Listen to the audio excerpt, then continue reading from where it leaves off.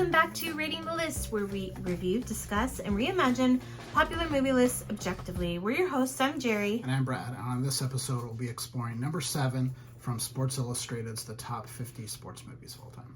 All right, number 7 is Olympia, released in 1938, directed by Leni Riefenstahl, about the Olympics.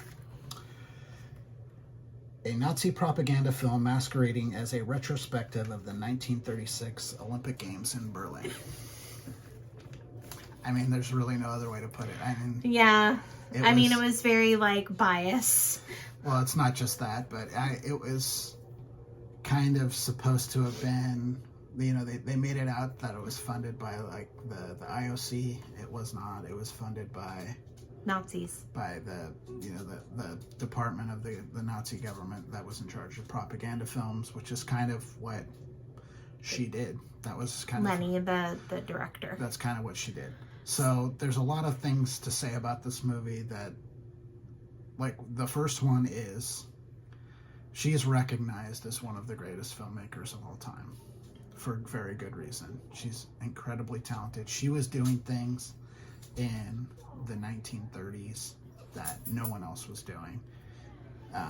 Let's talk about she was doing, and that this film is basically just about the 1930. Sort of. So the first well, let's just kind of say it's about the 1930 36 Olympics. Of 36 Olympics. It's basically a documentary on showing you the different events and what it was. It's a two-parter.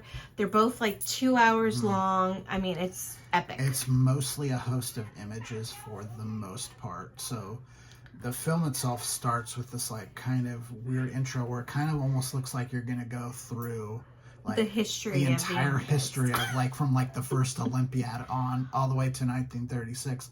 But then it kind of cuts away from this little kind of weird little it's basically all these images of ancient Greece, and it's like a pastiche of images. Yeah, and all the Greek statues of the gods, and Athens and the Olympic what's it called, stadium or whatever it is. And then we drop in after this probably goes on for a good 15 minutes, and after that we kind of drop into the Olympic Stadium in Berlin. So this particular Summer Olympics took place in Berlin, which is why it kind of became a thing that they were filming. And this is really before the Olympic. It's kind of ironic because we watched it on the same night that the Olympics started this year. In 2024, yeah. And it's kind of funny because now you don't have to watch the whole thing. You could watch clips. You could watch just one sport in it. Whereas back then, they couldn't do that. Yeah. They basically either saw this in the movie theater, maybe? I don't know. I'm not sure how it was released. I would assume it was probably in German movie theaters for the most part. Or you were there. And this is a massive, massive stadium. It was huge, yeah. Yeah, this probably held 80,000 people, would be my guess, somewhere in that neighborhood. And it was full. Yeah, it was full. There was a mix of people from different countries there. A little bit. Mostly German, but there were some USA people there and stuff. And the beginning, it's a very stylized movie. Extremely. Really stylized. There's no interviews. There's no interaction. It's just watching these people do the Olympics. There is some dialogue of voiceover stuff. The version that we watched did not have subtitles, so I'm not quite sure what was being said, but it felt like if you're watching any sporting event and the commentators are just talking. Yeah. And it wasn't all the time. It was just every once in a while. Yeah. And so it was very stylized, at the beginning with all the Greek gods, and there was fog, and it was dark, and it was, it was very artistic and all that. It's a very artsy art. It's an art house movie for sure. There are a lot of really, really interesting camera shots in a time period when if you watch a lot of movies from that period, we're just starting to get into films are still really in its infancy. We're talking like, films really only been around for about 2 decades at that point, and we're just starting to get into talkies. We're only a few years into talkies. Yeah. And we're still in that time period, mostly static camera shots. So you got the camera and everything kind of happens in the camera and the camera's not moving a lot. She's doing crane shots. She's doing tracking shots. The camera, she's using like 6 or 7 different cameras. It's so far ahead of its time. Not only that, when an athlete would come up and do his, his sport, like say the discus or whatever, she would put them in slow motion. Yeah, there was slow motion. There was slow motion in this movie. I don't think I ever saw. I can't remember seeing anything. No, from that time period. So you really, it was done and so crisp, and you could just see every muscle movement that they made when they went to throw this thing. It was incredible. There was this this shot of 2 fencers, and instead of seeing the actual fencers, we see the shadows of the fences. It's crazy cool. It's very cool. Like, you don't want to like it because her affiliation, but I can appreciate like her artistic. Yeah, I mean that's why like Triumph of the Will, which is like unequivocal. Like this one can arguably be said to be a Nazi propaganda film. Most people would agree that it is. But like the Triumph of the Will is absolutely that. And it's one of the most gorgeous movies you'll ever see. They show it, they still like show it in film school. It's it's incredibly beautiful. But this is one of those things where separating the art from the artist is really, really difficult. Yeah, and it's weird because you're watching all these sports and stuff, and then she showcases a lot of the flag imagery. So you see like the American flag, you see the the Switzerland flag. Then you see the Nazi flag, and you're like, whoa! You've got the swastika, and then you've seen the shots of at the beginning of the Olympics where the whole Olympic team from each country comes and walks out, and you've got like the German team comes out, and they're all doing the Sieg Heil. And it's nerve-wracking. It's really unnerving to watch. Yeah. Especially since at that point their kind of terror through Europe had not quite yet started. So still a couple it happens pretty soon after that. But it's just you got to take that stuff in context. But at the same time, it's really hard not to appreciate the artistry and the talent that goes into what happens in this movie. So like I said, it's done in 2 parts. The second part is, so the first part was mostly track and field events. The second part was of swimming and equestrian and that. And so we open up again to this like very artsy scene. Oh God.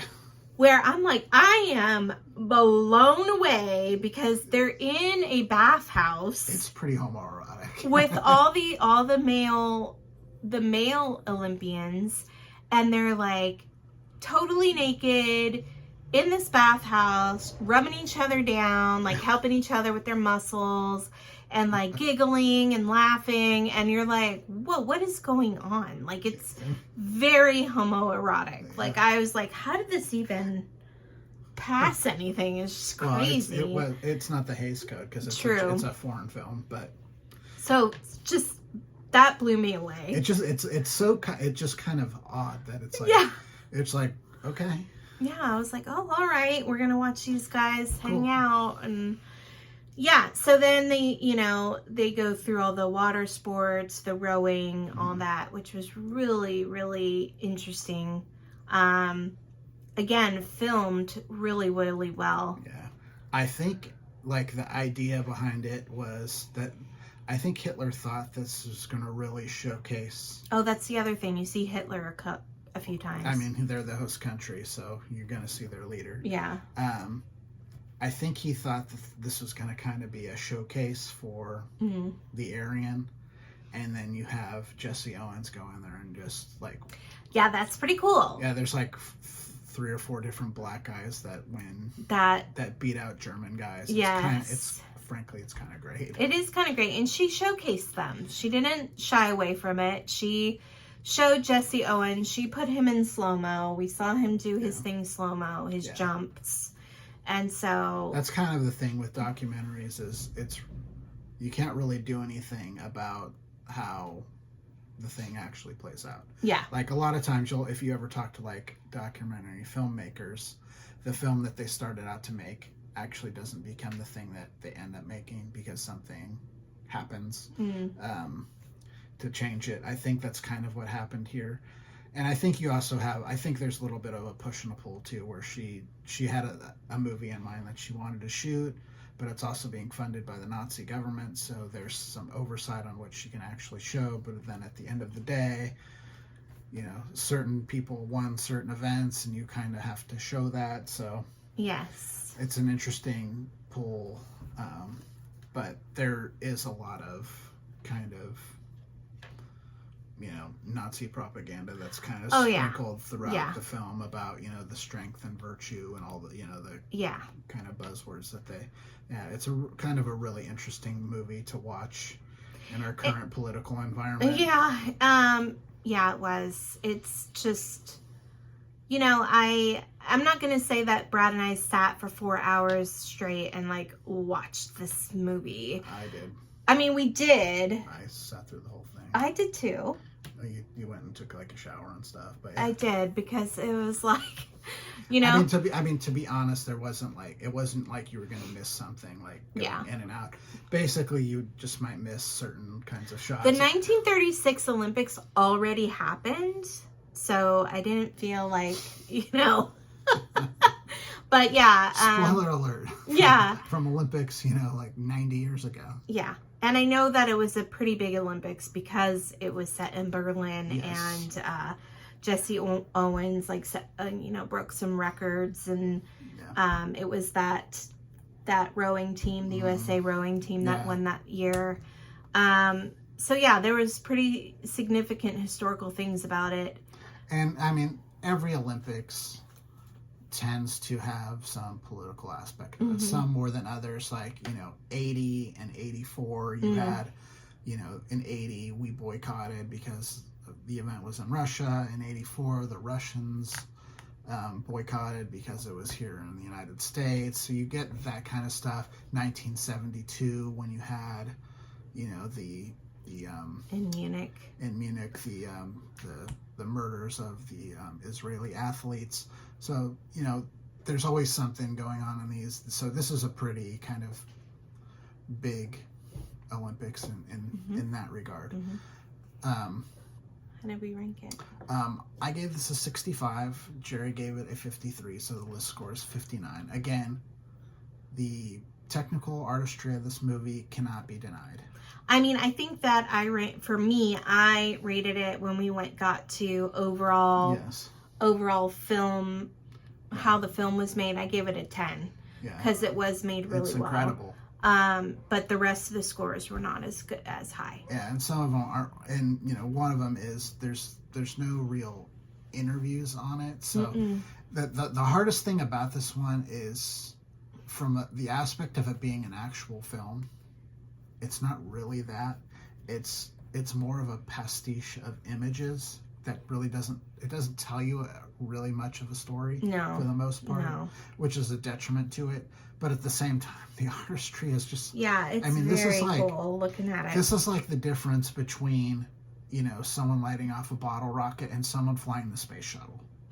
Yeah. I mean, in terms of like the filmmaking of the time and what she was doing, I mean, the stuff that she did in this movie, you still see in modern filmmaking today. Yeah. She's using modern filmmaking techniques that are still in use 88 years later. Yeah. I mean, it's insane how ahead of its time this movie was. Yeah, it really was. But again. Anyway, so if you have seen this movie, you want to talk about it, please do so in our comments. If you'd like to talk to us directly, please email us at ratingthelist@gmail.com. Please like and subscribe to our channel. And that's it for now. I'm Jerry. I'm Brad. And we're rating the list. We'll see you next time. Bye. Bye.